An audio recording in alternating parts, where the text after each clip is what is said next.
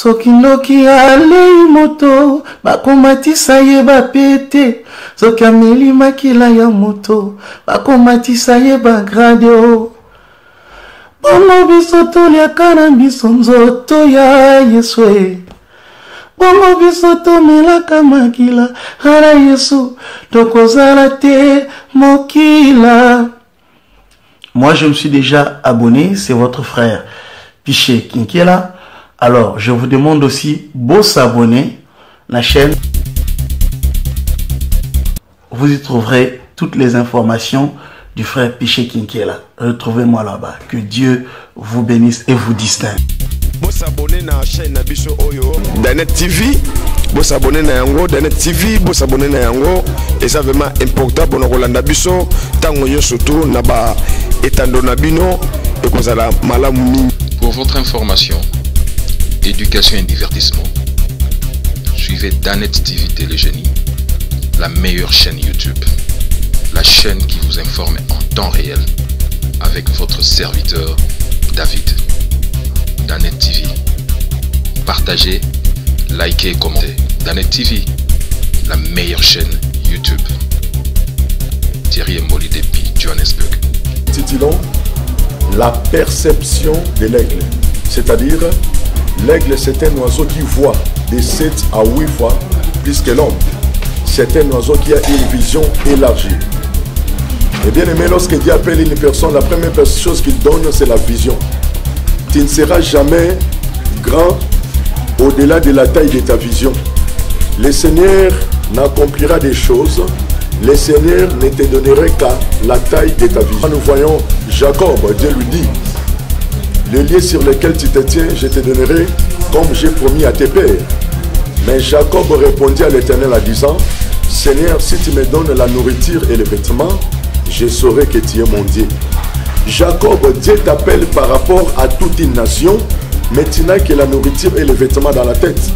Il y a beaucoup que Dieu a appelé pour la réalisation des grandes choses, mais par rapport à cause de la petite vision, ils réduisent leur onction au niveau de petites choses. Élargissons notre vision, voyons au-delà de ce que tout le monde voit. Bonjour mes frères et sœurs dans le Seigneur. Bonjour éminents ministres du Seigneur, apôtres, prophètes, évangélistes, docteurs et pasteurs. Partout où vous êtes, que notre Seigneur vous bénisse dans le nom de Jésus-Christ.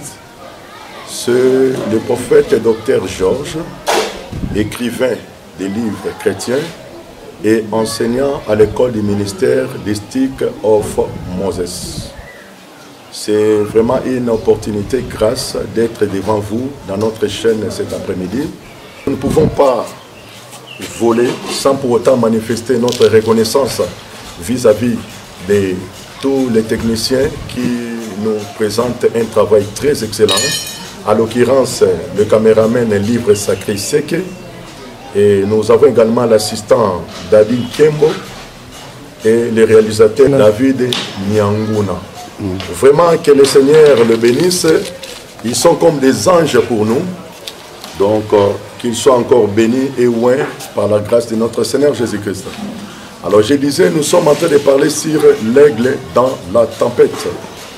Et Ésaïe dit, ceux qui se confient à l'Éternel renouvellent leur force, ils prennent le vol comme l'aigle. Je disais pourquoi l'aigle, c'est parce que c'est un oiseau qui renferme beaucoup de caractéristiques.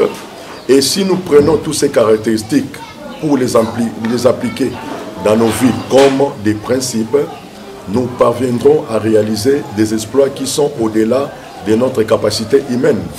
Et nous irons plus loin, rien ne saura nous stopper. Alors je disais, nous avons, c'est un enseignement qui est couché dans un livre, et le livre a 14 chapitres. Et quand aujourd'hui, par la grâce du Seigneur, je toucherai 3 ou 4 chapitres, je prends directement le premier chapitre, intitulé « La solitude de l'aigle », c'est-à-dire l'aigle est le seul oiseau qui ne se promène pas en troupe. L'aigle vole seul. Quand vous tournez vos regards au ciel, nous en avons plusieurs espèces d'oiseaux, mais l'aigle, différemment de tous, c'est un oiseau qui vole seul. Et quelle est la leçon à tirer par rapport à cette solitude de l'aigle? Et de là, nous disons, il y a des choses, quand nous nous réunissons en groupe, Dieu peut les libérer, Dieu peut nous les donner, mais celles qui sont spéciales nous exigera une vie de solitude. Cela veut dire, nous obligera de nous séparer du groupe pour rester seuls avec le Seigneur. Et souvent, j'aime faire, quand je parle de ces points, rapidement faire le parallélisme entre Moïse et Paul, en disant, ce que Moïse était pour les Israélites dans l'Ancien Testament, c'est ce que Paul est pour l'Église dans le Nouveau Testament. Moïse, avant son entrée dans le ministère, c'est un meurtrier. Nous voyons la mort d'Égyptiens qu'il va enterrer dans la terre. L'apôtre Paul aussi, c'est un meurtrier. Quand nous prenons Actes des Apôtres chapitre 8, nous voyons la lapidation d'Étienne et la Bible confirme que les vêtements d'Étienne ont été déposés aux pieds des jeunes hommes Saul. Troisièmement, Moïse a étudié, c'est un intellectuel préparé en Égypte. Paul aussi, avant son passé, avant son entrée dans les ministères, c'est aussi quelqu'un qui a beaucoup étudié. Mais les deux personnages ont vécu des moments solitude. Par exemple, Moïse, Dieu va l'appeler au sommet de la montagne. Il monte, il laisse les anciens. Et lorsqu'il va se présenter seul dans la présence de Dieu, c'est alors que Dieu lui donnera les 10 commandements, ainsi que les plans et les modèles du tabernacle. Il y a des choses qui sont tellement spéciales, mais pour accéder à cela, tu dois te séparer du groupe pour aller seul, mais avec le Seigneur.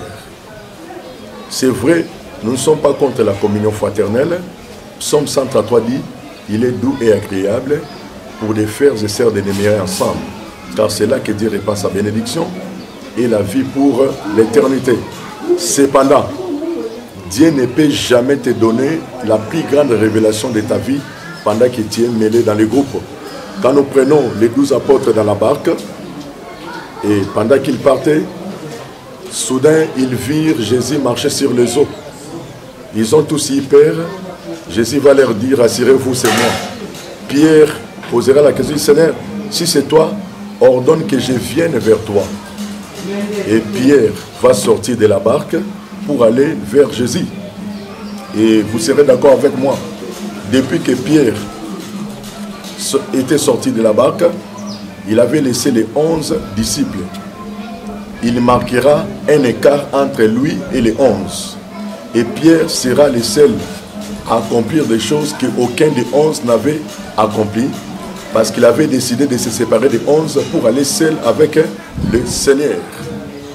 Donc, la plus grande révélation de ta vie, les révélations profondes de ta vie, tu ne les auras jamais dans le groupe. Les champions ne se préparent pas dans les rings, ils ont une vie en dehors de la vie sur les rings. L'homme de Dieu doit cultiver une vie personnelle avec le Seigneur. Voilà un peu le premier chapitre par rapport à notre livre intitulé « Aigle dans la tempête ». Le second chapitre, nous l'intitulons « La perception de l'aigle ». C'est-à-dire, l'aigle c'est un oiseau qui voit de 7 à 8 fois plus que l'homme. C'est un oiseau qui a une vision élargie. Et bien aimé, lorsque Dieu appelle une personne, la première chose qu'il donne, c'est la vision. Tu ne seras jamais grand au-delà de la taille de ta vision.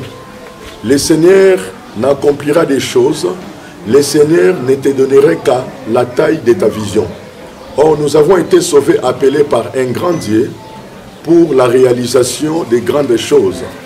Malheureusement, nous répondons à l'appel divin par la petitesse. Mais l'enseignement sur l'aigle nous oblige d'élargir la taille de notre vision. L'enseignement sur l'aigle nous oblige de voir grand. De voir grand. Je prends l'exemple de Josué. Après la mort de Moïse, c'est Josué qui prendra la relève pour conduire tous les peuples israélites dans le pays promis, à la place de Moïse. Mais écoutez ce que Josué dira à la fin. Moi et ma maison, nous servirons l'Éternel. Josué n'a pas été établi sur sa maison biologique. Il a été établi sur tout l'ensemble d'Israël. Il a fallu que Josué dise, moi ainsi que toute l'assemblée d'Israël, nous servirons l'Éternel. L'homme établi sur toute une nation, mais qui réduit sa vision au niveau de la famille biologique. Et dans Genèse également, nous voyons Jacob, Dieu lui dit, le lieu sur lequel tu te tiens, je te donnerai comme j'ai promis à tes pères. Mais Jacob répondit à l'Éternel en disant, Seigneur, si tu me donnes la nourriture et les vêtements, je saurai que tu es mon Dieu. Jacob, Dieu t'appelle par rapport à toute une nation, mais tu n'as que la nourriture et les vêtements dans la tête. Il y a beaucoup que Dieu a appelé pour la réalisation des grandes choses, mais par rapport, à cause de la petite vision, ils réduisent leur onction au niveau de petites choses. Élargissons notre vision, voyons au-delà de ce que tout le monde voit.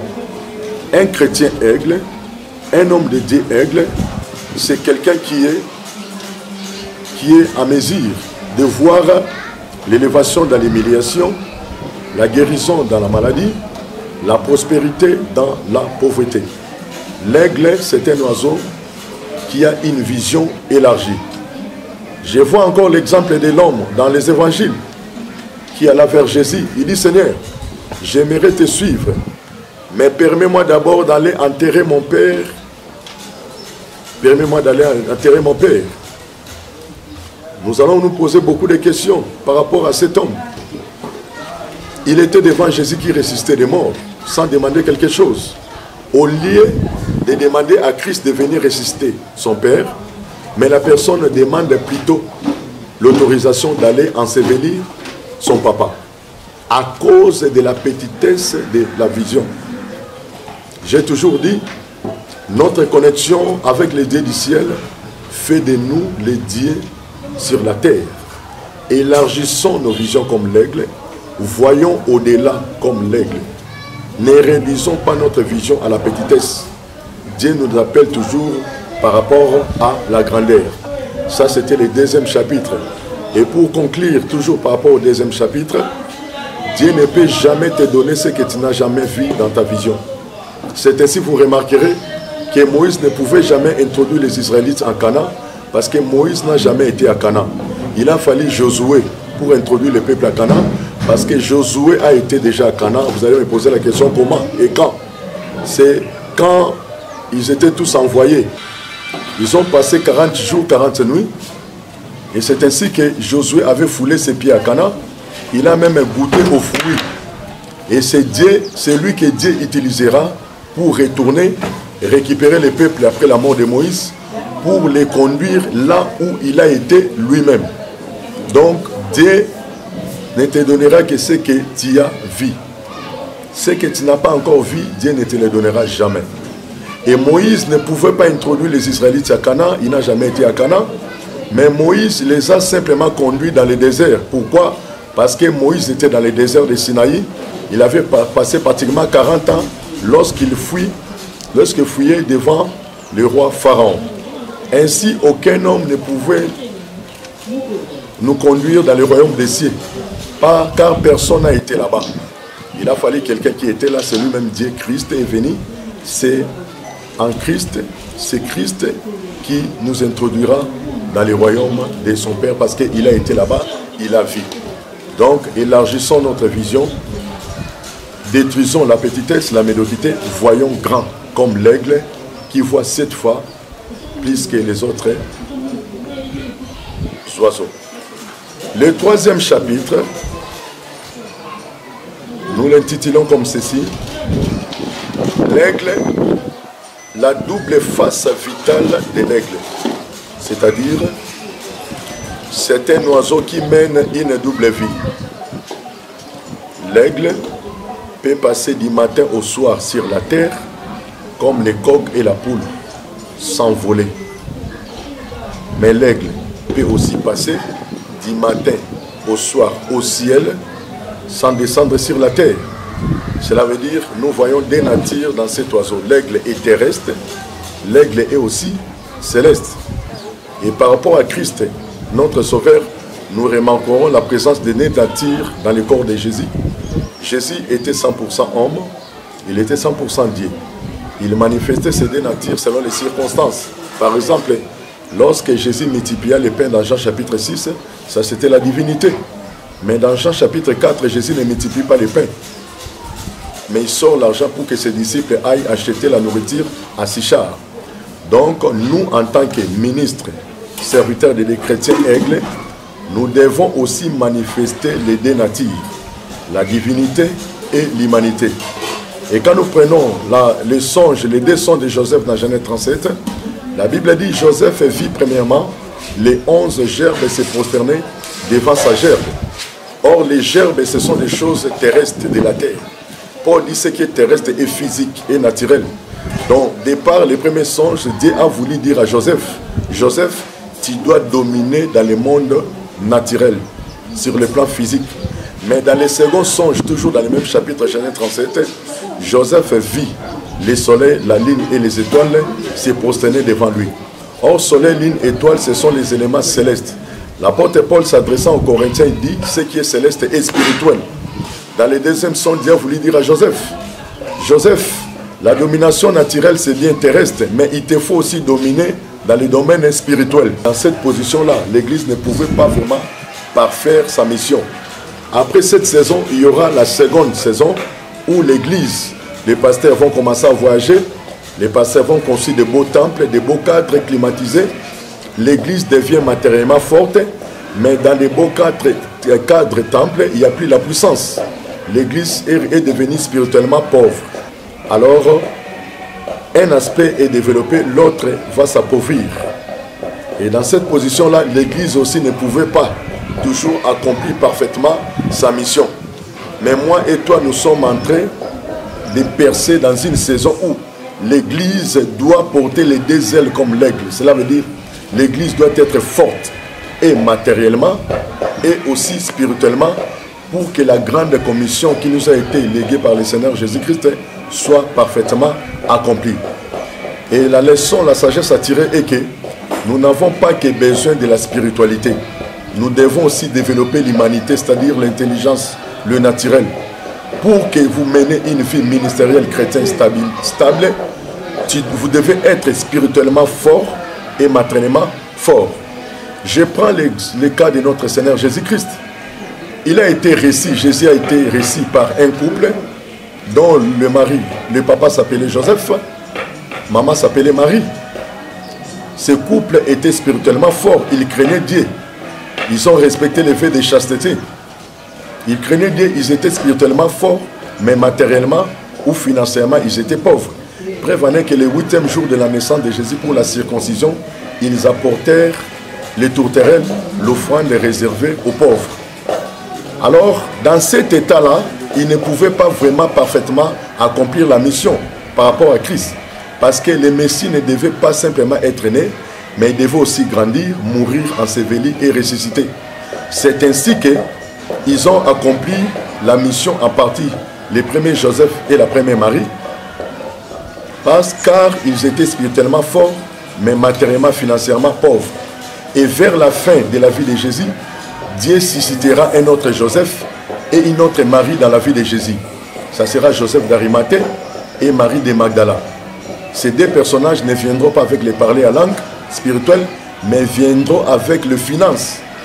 Parce que si Joseph d'Arimathée n'avait pas cédé sa tombe, notre Seigneur serait enterré dans une fosse commune. Nous les chrétiens, nous l'avions à voir du mal pour prouver la résurrection. Parce que les témoins qui étaient présents ces jours-là sont tous morts. Mais le seul témoin que nous avons, c'est la tombe vide que Joseph d'Arimathée avait donnée. Donc, une vie chrétienne ministérielle équilibrée doit être fort physiquement. Quand je parle de physique, je mets l'accent sur l'aspect financier et aussi spirituel. J'ouvre une parenthèse. Dieu n'a jamais été contre l'argent. Ce qui est mauvais, ce n'est pas l'argent, c'est plutôt l'amour de l'argent. Nous devons être spirituellement forts, financièrement aussi. Rapidement, pour atterrir, j'ai fait le parallélisme des deux personnages.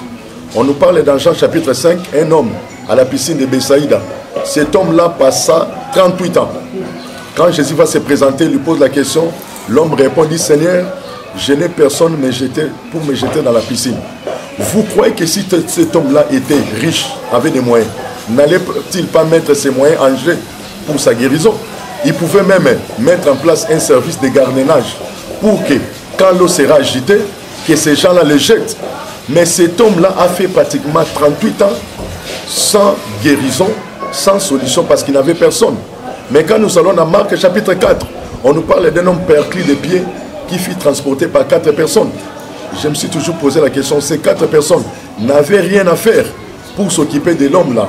Je crois que derrière ça, il y avait une motivation. Ils savaient que nous aurons quelque chose derrière cet homme que nous transportons. Deuxièmement, lorsqu'ils arrivent, ils trouvent qu'il y avait plein de gens à la maison. Les 4 personnes prennent le risque de casser la maison d'autrui. Pourquoi? Parce qu'ils savaient que celui que nous transportons a les moyens financiers pour réparer. Et l'homme perclus de pieds avait réussi sa guérison le même jour. Mais ailleurs, par manque de moyens, cet homme-là fait 38 ans. Et je profite pour m'adresser aux éminents ministres de Dieu. Vous pouvez avoir la vision authentique venant de Jésus-Christ. Mais par manque de moyens financiers, ça vous prendra beaucoup d'années pour les réaliser. Mais si les moyens sont là, vous pouvez dans peu de temps accomplir la mission que vous avez. Donc l'aigle a des natures, il est terrestre, il est aussi céleste. Chaque chrétien doit être fort dans les 2 aspects. L'aspect spirituel, l'aspect financier. Il y a des dossiers qui ne nécessitent pas l'onction, mais une aide financière. Vous prêtez aux gens, vous subvenez à leurs besoins. Et manque de moyens, c'est pour ça que j'ai toujours dit dans la ville, nous avons des pasteurs qui ressuscitent les morts, mais qui ne sont pas connus parce qu'ils n'ont pas de moyens pour passer à la télé. Mais il y en a qui sont connus, qui n'ont pas de grandes onctions ou beaucoup de connaissances. Mais ils ont simplement l'argent pour se payer des espaces et ils sont connus. Donc Dieu n'a jamais été contre l'argent, Dieu est contre l'amour de l'argent.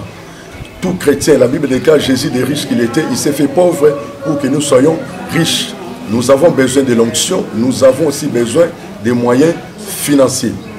Et l'homme le plus spirituel de tous les temps, Jésus-Christ, pendant l'exercice ministériel de 3 ans 6 mois, Jésus a donné 39 paraboles. Et parmi les 39 paraboles, il y a 15 qui parlent sur l'argent. Cela veut dire, parler de l'argent n'est pas synonyme d'être charnel. Nous en avons besoin. L'argent, ce n'est pas une solution, mais c'est l'un des instruments entre les mains de notre Dieu pour apporter la solution à son peuple. Merci.